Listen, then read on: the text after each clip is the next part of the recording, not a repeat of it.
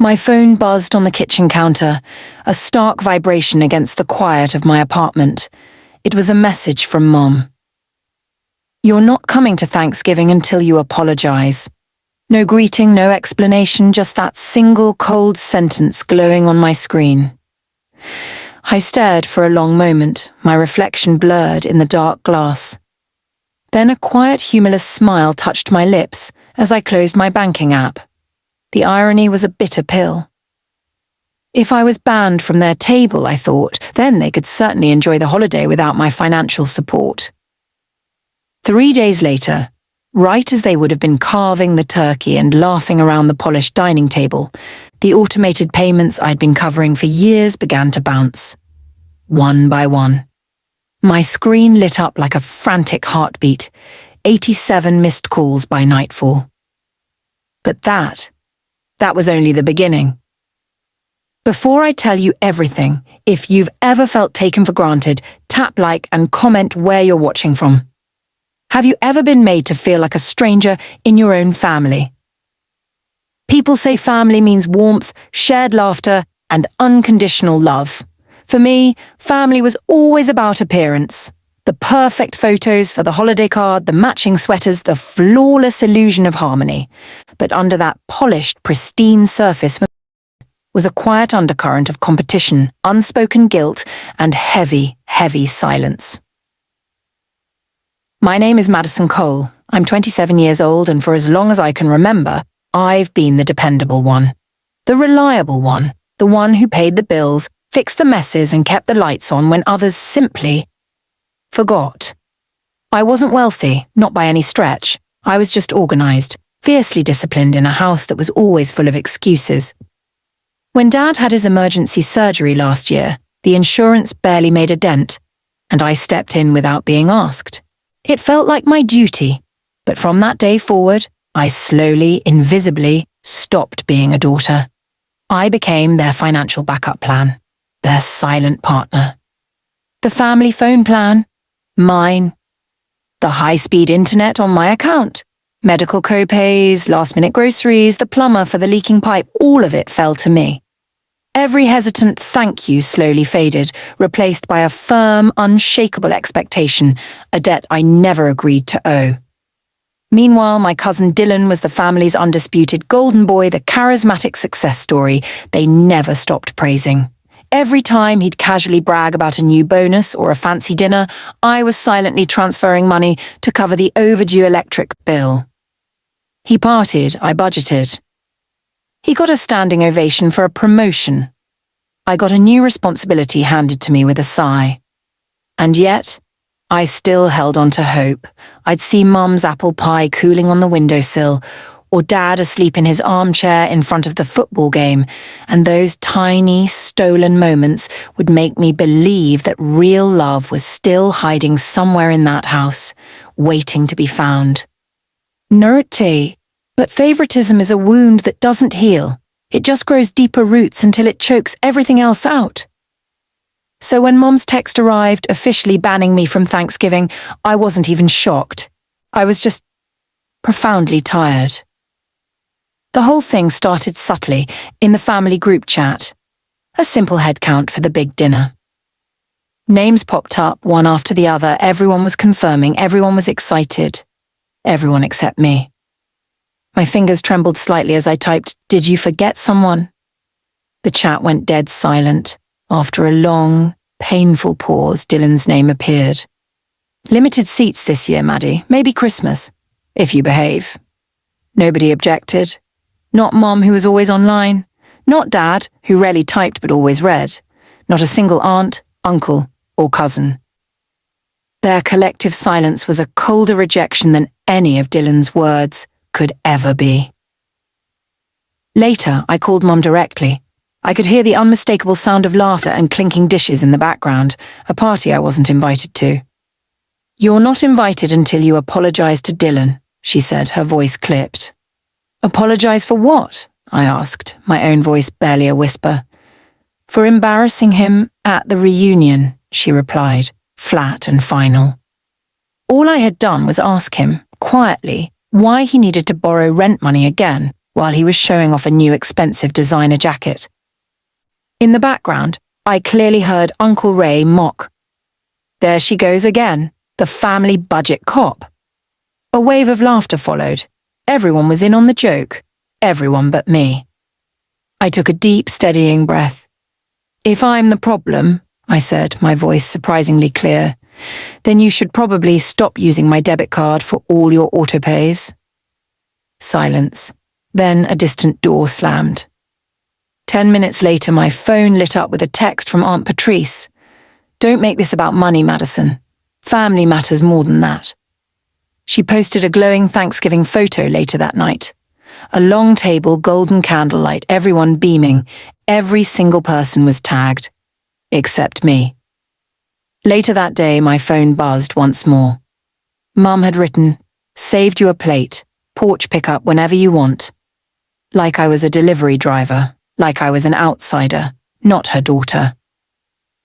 I drove by later that evening. The foil-wrapped plate sat alone and cold on the front steps. A neighbour's cat was already sniffing at the edges. I left it right there. The next morning, I sought solace in a warm coffee from my favourite bakery. And of course, Aunt Patrice was there. She offered me a tight, pretend smile. As I fumbled for my wallet, she leaned toward the young cashier and said in a stage whisper, "Just so you know, she's a little sensitive about money. Best to keep it short." The cashier's friendly smile vanished, replaced by a look of pity. The air around me turned to ice.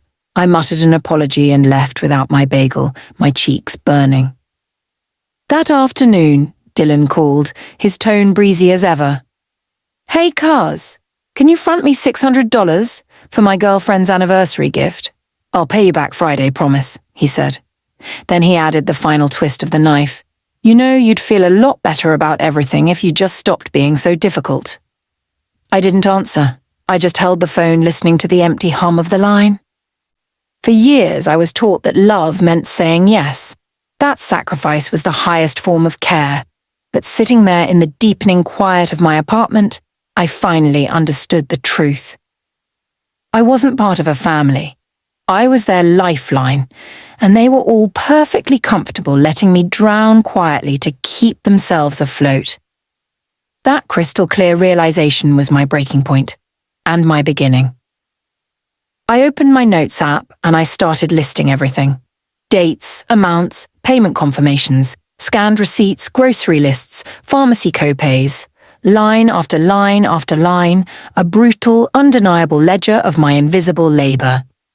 At the very top, I wrote a single sentence. What they don't know is about to free me. The next morning, I met Grace, my mentor from work, at a quiet coffee shop. I slid a thick, organized binder of receipts across the table. She didn't say a word. She just flipped through it page by page, her expression growing more and more grave. Finally, she looked up, her eyes filled with a mix of anger and compassion.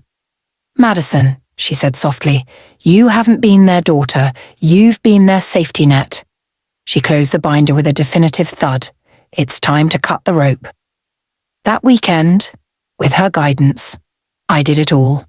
It was methodical, like surgery. The mortgage payment, removed. The electricity account, officially transferred. The family phone plan, separated. Their lines suspended.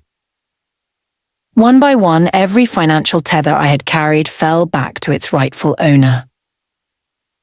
Sunday night, Dylan posted a vague, dramatic status. Real loyalty isn't about money. It's about being there. I simply muted him, and for the first time in years, my phone was silent, and a profound, echoing peace settled in its place.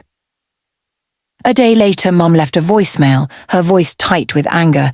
"If you can't find it in your heart to apologize, you can skip Christmas too." I deleted it without finishing it. Their silence didn't scare me anymore. Then came the panicked early morning call.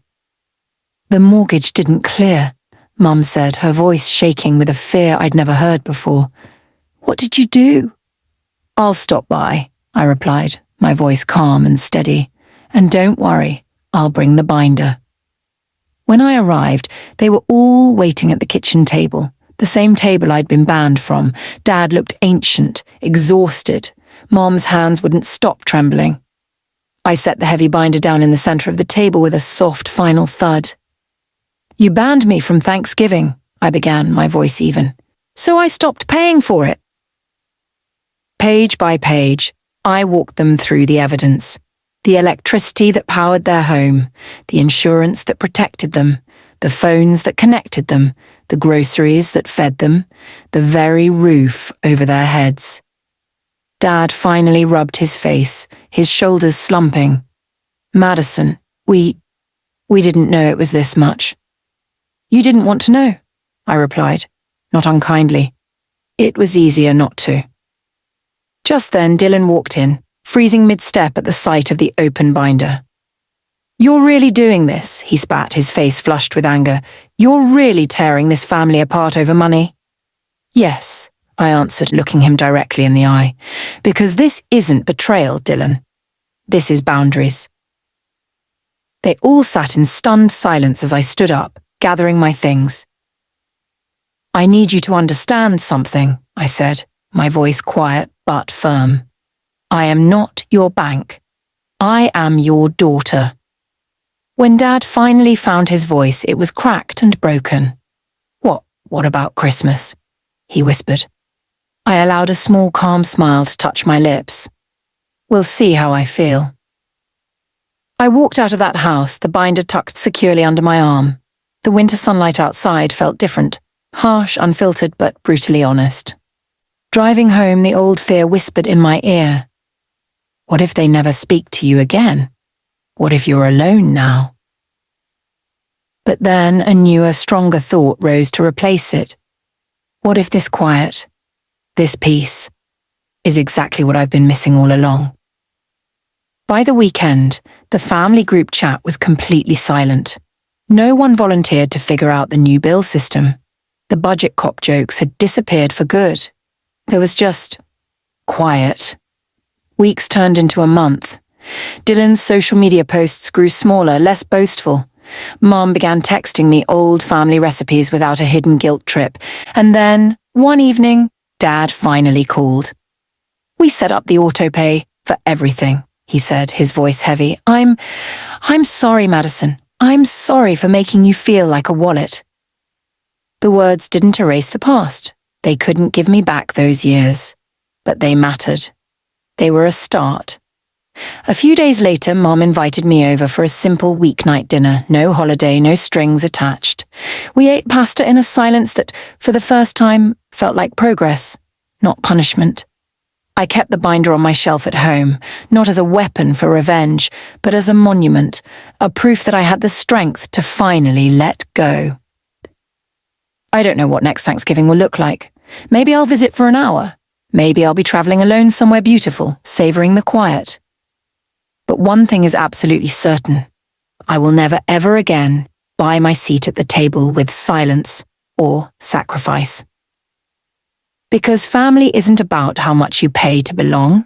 It's about who stands by you, who respects you, even when you dare to say no. If this story touched you, if you've ever had to set a difficult boundary, tell me in the comments. Have you ever had to choose your own peace over your family's approval? Your voice matters here. You are not alone. And don't forget to like, subscribe, and stay for the next story of quiet strength and finding your way back to yourself.